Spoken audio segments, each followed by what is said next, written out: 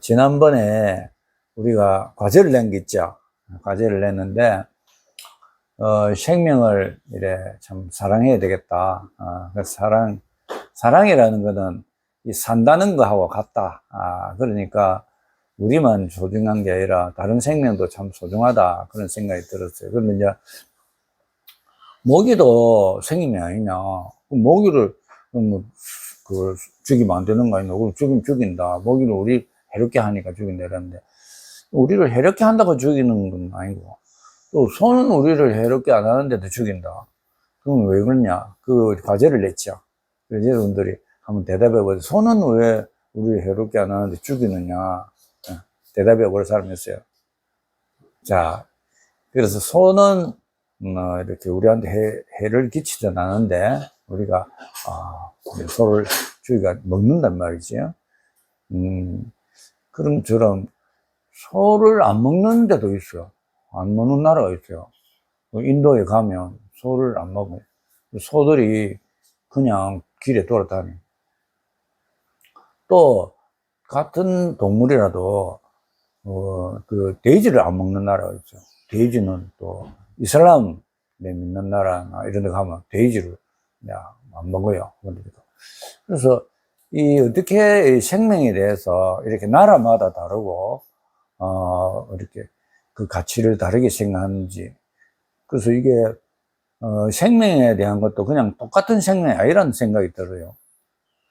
그러면 특별히 사람이 참 소중하다 하는데, 사람으로 태어나면 아무리 어린애라도 어린애가 뭐 아는 게 뭐 있어요. 그렇지만은 사람이라는 것 때문에 우리가 굉장히 그 생명을 소중하게 생각해야 됩니다. 그만큼 우리 사람은 굉장히 그 다른 생명보다도 소중한 생명이다. 이렇게 배웠어요. 그래서 뭐 일단 생명에 대해서 다른 생명도 소중하지만 특별히 이 사람의 생명은 소중하다.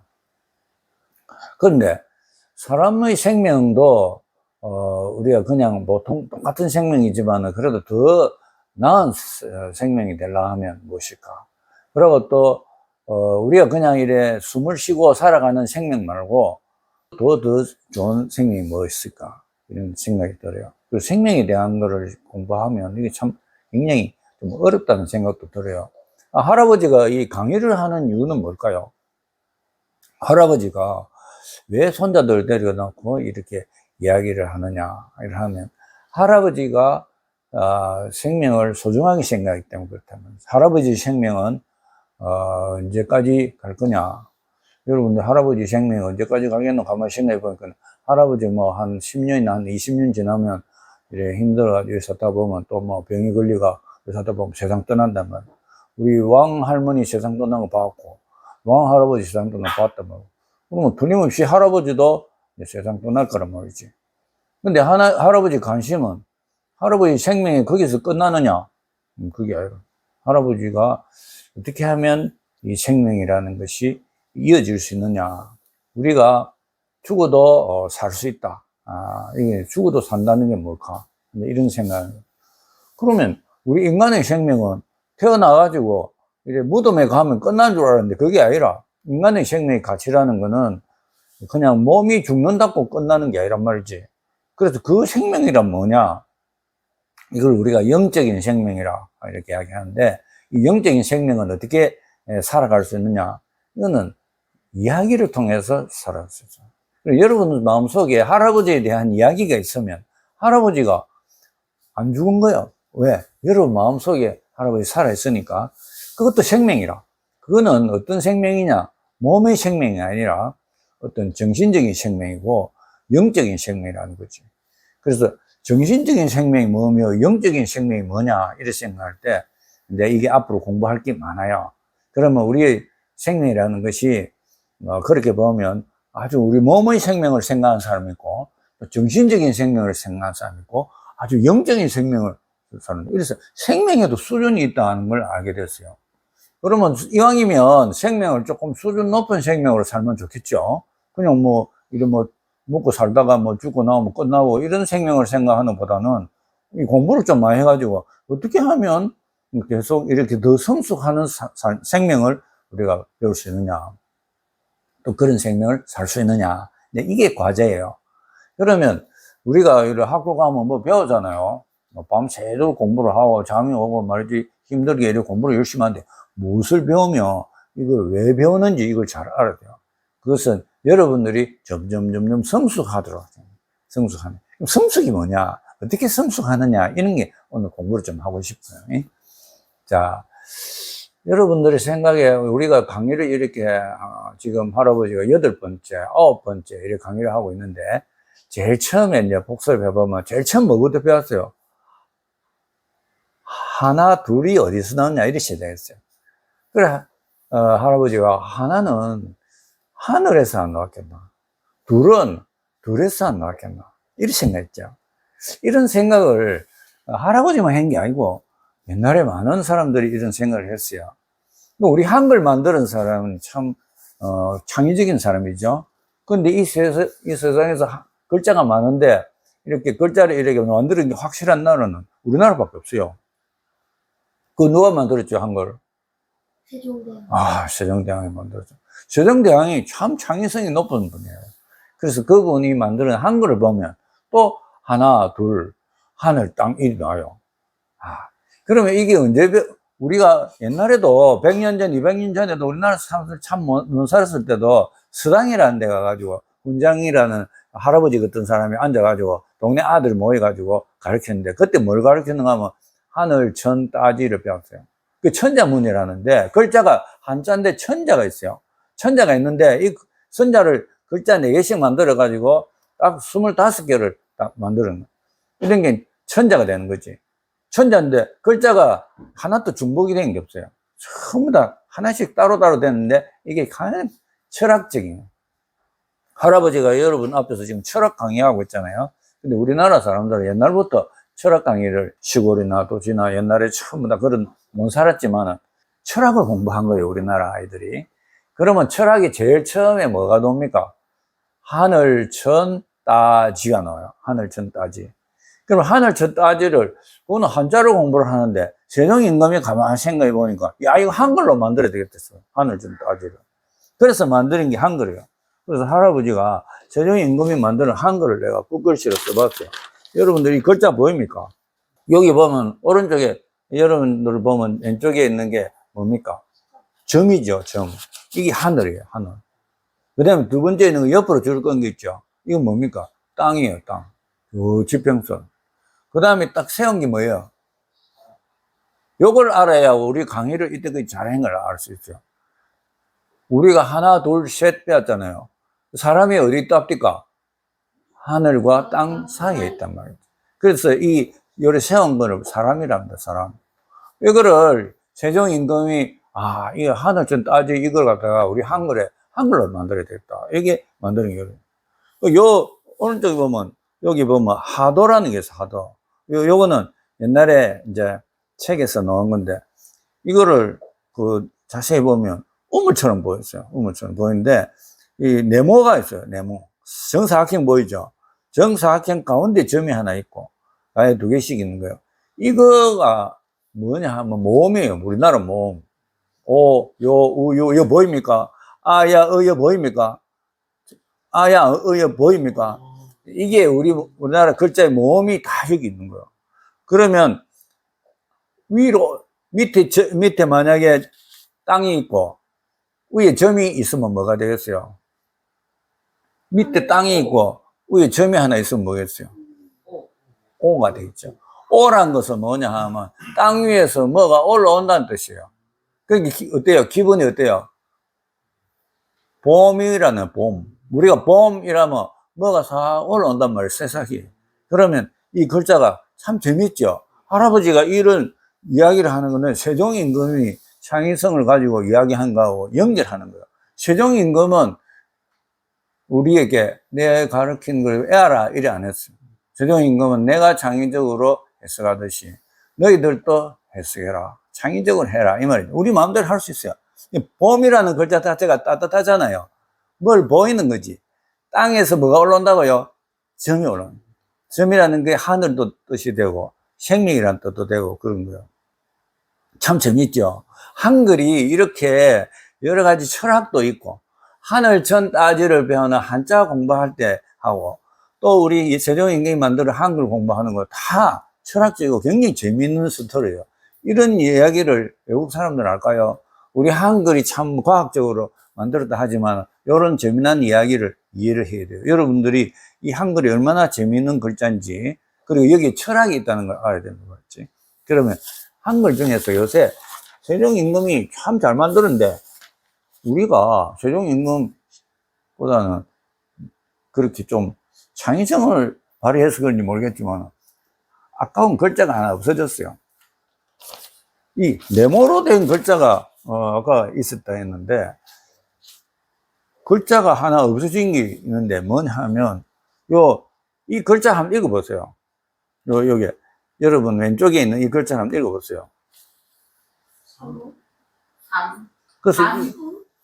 그래서 이거를 사람들마다 다르게 읽어요. 어떤 사람은 삶 읽어요. 우리나라 사람들이 제일 많이 읽는 거를 사람은 삶이라고 그래요. 삶. 근데 삶이라고 있는 사람들은 되게 삶에 찌들리는 사람들. 네, 삶에 찌들리는 사람. 얘는 막 사는 게 너무 힘들고 이래가지고 얼마 사는 것 때문에 머릿속에 글자가 이상하게 삶으로 일으켜요. 읽어지는 게 자기한테는. 근데 이거를 알미라고 있는 사람이 있어. 알미. 이런 사람들은 많이 없어요. 근데 그런 사람들은 좀 공부하고 머릿속에 이렇게 항상 새로운 걸 하고, 할아버지 같은 이런 사람들이 뭘 배우려고 하고 이런 사람 알미라. 알미 지식이 중요하다. 근데 이건 농담이니까 너무 여러분들 심각하게 듣지 마세요. 그 다음에 또 하나 재밌는 글자가 있어요. 이게 뭘 되냐. 잠이라고 이런 사람이 있어요. 잠이라고 이런 사람 많이 없어요. 근데 할아버지가 왜 이 이상한 글자를 하나 꺼내가지고 알민지, 삶인지, 잠인지 마음대로 해석합니까? 이거는 실제로 우리나라 옛날 처음에 이 글자가 있었는데, 이게 몇백 년 지나면서 이게 바뀌어졌어요. 시어서로 바뀌어진 게 있고, 영어로 바뀌어진 거 있고, 지어서로 바뀌어진 게 있는 거예요, 실제로. 그래서 할아버지가, 이거를 우리가 해석을 하는데 참 재밌겠다. 그래, 할아버지 지어낸 건데, 왜 이렇게 세 가지로 지어내느냐? 할아버지가 이때까지 공부한 게 여러분하고 뭐 했습니까? 하나, 둘, 셋. 진성미. 그 다음에 믿음, 소망, 사랑. 가위바위보. 이렇게 했잖아요. 이렇게 연습을 하는 거예요. 오늘 또 할아버지가 그런 생각을 가지면 이 글자가 세 가지를 보는 거예요. 세 가지를 보는데, 알미라는 것은 진성미 중에서 뭐하고 관계되겠습니까? 진. 안다는 게 진이 관심이 많아요. 그죠? 그 다음에 선은 여기 어디에 해당되겠어요? 산. 맞아요, 산. 그 다음에 마지막에 남은 건 미지요. 미는 뭐라 했습니까? 참 예술이라든지 신흥가지나 이런 게 관계되잖아요. 유머 감각이라든지 창의성이라든지 이런 건데, 이게 잠하고 관계돼, 잠. 그런데 지금까지 우리나라의 철학자들 중에서 이 글자를 암과 삶으로 나누는 철학자는 있어도 할아버지처럼 잠으로까지 세 개로 나눈 사람은 없어요. 지금 유튜브로 이게 나가면 확인해 보세요. 이 방송을 듣는 사람 중에서 누구든지 이 세 가지로 해석한 사람이 있으면 한번 연락해 달라고 내가 부탁하겠어요. 참 재밌죠? 할아버지가 생각해도 너무 창의적인 아이디어예요. 자, 그러면 이 애매한 글자를 어떻게 세 개로 이렇게 분석하느냐 하는 것은 우리가 이제 이 개념을 연습한다든지 사고를 연습하는 데 도움이 된다 이 말이지. 그러면 암과 삶은 이해를 하기 쉽습니다. 암과 삶은 진과 선이니까 뭔지 알 수 있어요. 쉽게. 할아버지 강의 중에서 가장 중요한 건 세 번째 강의예요, 항상. 세 번째는 잠이란 게 뭘까? 할아버지도 이게 궁금했어요. 그래서 이걸 갖다 할아버지 마음대로 이야기하면 안 되니까 일단 사전을 봐야 되겠다 싶어서 할아버지가 잠이 뭔지 사전을 찾아본 거예요. 잠에는 두 가지 뜻이 있더라고요. 하나는 뭐냐? 그냥 자는 거예요, 우리가 말하는 잠. 아까 시원이도 잠 잤죠? 잔다 이 말이지. 근데 진짜 중요한 뜻이 하나 또 있어요. 이번 뜻이 하나 있어요. 그게 뭐냐? 누에의 잠이라는 거예요. 누에가 키우면 이게 이제 처음에는 조그만한 누에인데 이게 조금 몸집이 크면 자야 돼요. 그래서 누에가 이렇게 뽕잎을 막 먹다가 할아버지 어릴 때 그거 많이 봤어요. 뽕잎을 갖다가 어느 정도 크면 누에들 밥을 안 먹어요. 가만히 누가 있는 거예요. 자는 거예요, 그냥.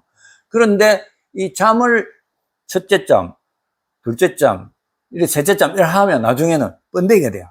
번데기가 돼가지고 이제는 그 누에가 이렇게 비단을 만들어요. 비단실, 명주실을 만드는 거지. 그런데 그렇게 보니까 그 사전에 뭐라 했는가 하면 잠인데 이 잠은 한번 자고 나면 누에가 커진다 이게 뭐 성숙을 말해요. 성숙. 자, 할아버지가 오늘 강의에 이제 마지막 마무리를 해야 되겠는데요. 이건 뭐냐 하면 우리가 이렇게 잠을 이렇게 소중하게 생각해야 됩니다. 잠을 자는 걸 부끄럽게 생각하면 안 돼요. 그럼 잠을 자고 나면 어떻게 되죠? 내가 더 성숙해진다 이 말이에요. 정신이 맑아지고. 그러면 우리가 사는 동안에 뭐가 필요합니까? 휴식이 필요하다. 오늘 우리가 하루를 쉬지요. 학교 공부 안 합니다. 이런 날은 쉬어야 돼요. 이런 날에도 공부를 하고 이러면 그 다음에 잘 안 되는 게 뭐겠어요? 쉴 줄 모르면 뭐가 안 된다고요? 성숙이 안 된다요. 성숙. 그러니까 우리가 쉬는 것을 가장 감사하게 생각해야 돼요. 우리가. 그러면 우리가 학교에서 공부할 때나 우리 평소에 쉰다는 건 뭘 말할까요? 자, 보세요. 내가 아는 지식이 있죠. 그 지식을 이 쉬는 동안에는 일단 쉬어야 돼요. 어떻게 쉽니까? 지식이. 그것은 내가 겸손해져야 되는 겸손. 아버지 이야기를 들어보면 아버지가 뭐 내가보다 뭐가 낫겠노? 이렇게 생각하면 안 돼요. 아버지가 뭐를 하면 아버지 그것 이야기할 때는 내가 생각을 잠시 접어놔야 돼요. 그래서 그것을 관로로 묶는다 그래요. 철학적인 용어로. 내 생각을 뭐로 묶는다고요? 갈로로 묶는다. 왜? 아버지가 하시는 말씀을 듣기 위해서 잠시 갈로 묶는 거예요. 이게 겸손한 거예요. 겸손. 할아버지가 뭐라 하면 여러분들 생각 있죠? 그렇지만 할아버지 이야기할 때 어떻게 해야 됩니까? 잠시 내 생각을 갈로 속에 묶는다. 그것은 뭘 의미합니까? 겸손. 그래서 우리가 생활할 때 가장 성숙할 수 있는 좋은 방법이 뭐였어요? 항상 겸손해야 돼요. 선생님이 이야기할 때는 가만히 들어봐야 돼요. 가만히 들어보고 내 생각이 있지만은 잠시 갈로 속에 묶어줘요. 그러면 나중에 내 생각이 성숙할 수 있다 이 말이죠. 그래서 암도 중요하죠. 삶도 중요하죠. 그런데 어찌 보면 양보하고 어찌 보면 희생하고 손해보는 것 같아도 삶이라는 것도 참 소중하다 이 말이죠.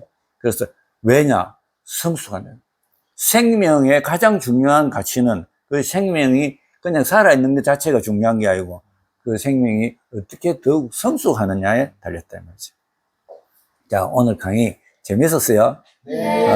그래서 여러분들도 항상 이렇게 자라나는 여러분들 어린이로서 항상 겸손해야 되지만 앞으로 여러분들 어른이 되고 또 무슨 지식의 지도자가 되더라도 항상 여러분들이 여러분보다 어린 사람이나 또 이런 사람들에게 항상 겸손해야 돼요. 이 겸손이 여러분 평생에 아주 중요한 삶의 태도가 되기를 바랍니다. 예, 수고했어요.